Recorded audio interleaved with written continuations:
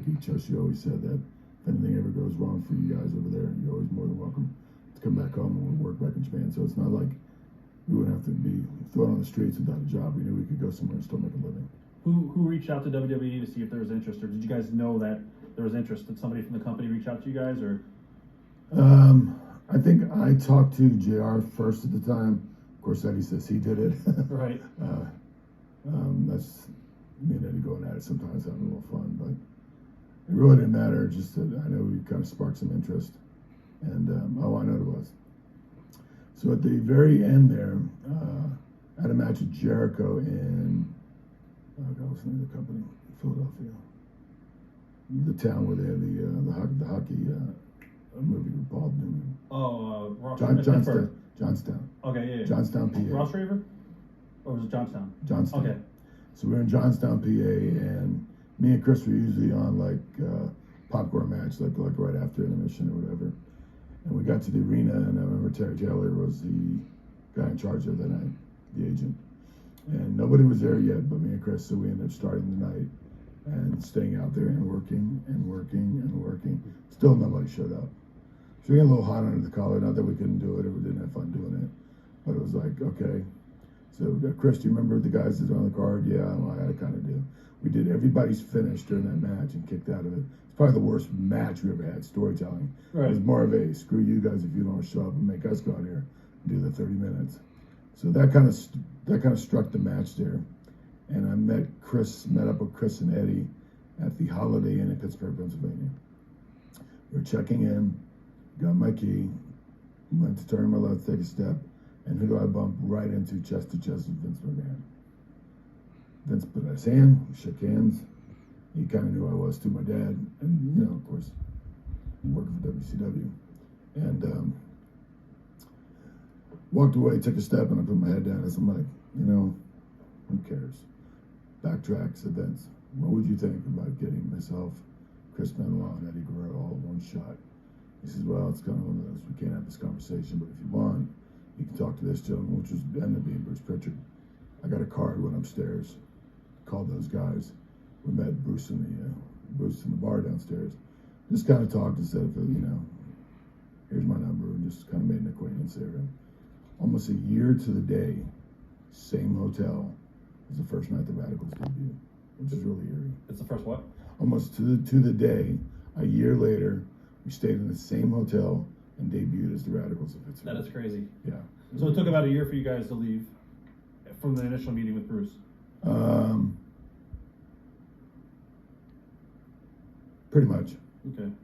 So there was like 12 months of hell for you guys? Were you guys just like, why did you guys stick around for a whole year and not just leave right away? Too many things going on. So you guys didn't want to leave yet? No. You just stuck it out. And then there was a breaking point. Right. Okay. Initially, I believe Billy Kidman, Conan, and Shane Douglas were going to leave with you guys as well. Why did they end up staying? I know Shane probably didn't want to go because of Hall and Nash in his past there. I'm not really sure that. I'm not sure about Conan. I know Billy just met Tori. Okay. I probably would have stayed too. How happy were you? How happy were you that you got off the WCW Titanic? I think there's a lot of people who were like, thought, who are these guys? They got pretty good, guaranteed contracts. Why would they do that? And this and that. It was kind of rolling the dice. Right. But in the long run, again, almost a year to the day, Vince bought the company, and all those guys that were still left there standing were given deals with like, 30, 50 grand a year to keep, Vince was nice enough to keep those guys around and give them a job. But I would have got nowhere the money that I was making if I would have stayed, as opposed to leaving a year earlier. Did you ever think the company was actually going to go out of business?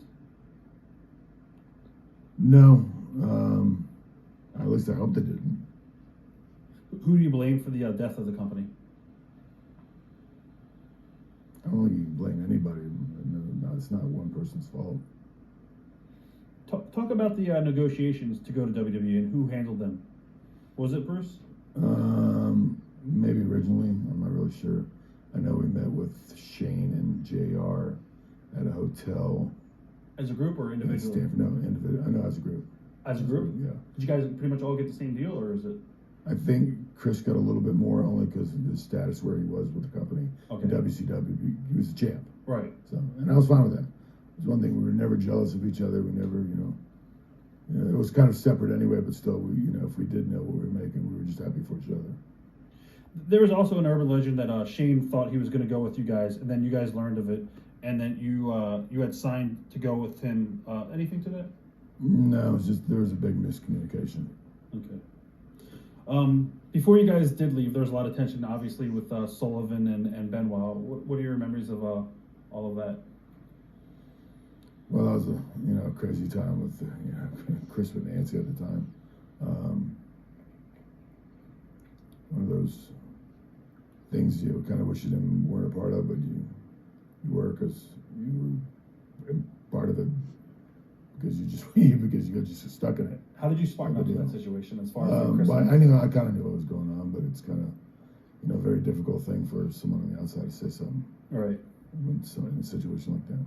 Okay. First impressions of WWE management, as far as like Vince and Pritchard goes. What are your memories of that? Loved it because I finally felt like I was at a real wrestling company.